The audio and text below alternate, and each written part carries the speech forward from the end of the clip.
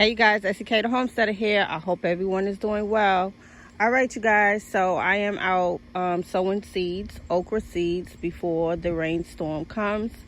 And you guys, I think I used the same area probably in my second or first year of gardening.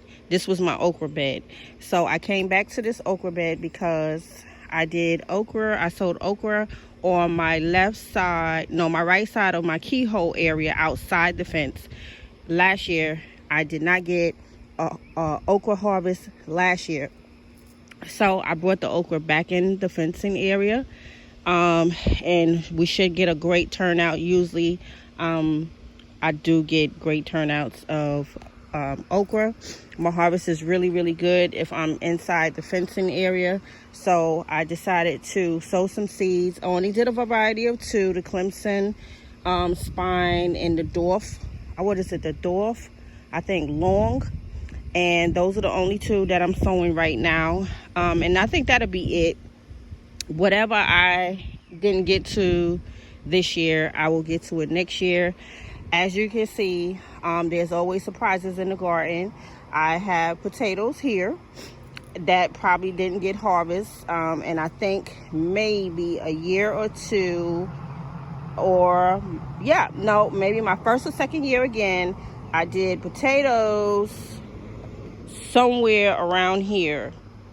I'm not even sure what year that was because I am in my fourth year. This is my fourth anniversary of growing this year, and I can't remember, but I do remember harvesting potatoes over here.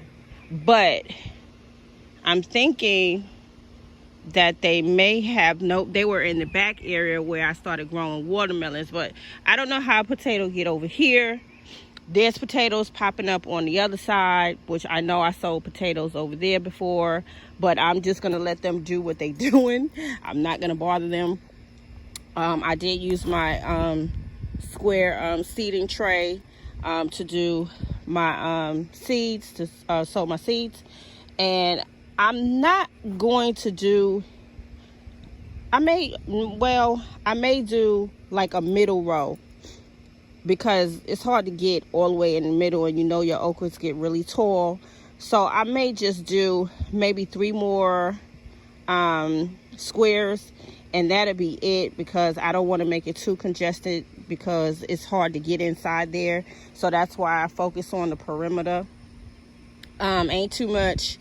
You can grow inside there. I tried that method with the tomatoes last year and put something in the middle. I couldn't even get to the middle, so I ain't gonna do that this year. So this is what it's looking like. The seeds are already sowed, so I'm just gonna go around and just cover them up lightly. I'm hoping for a really good downpour. We had a downpour in the middle of the night. It wasn't that big. I mean, it wasn't that much of rain, but it was something.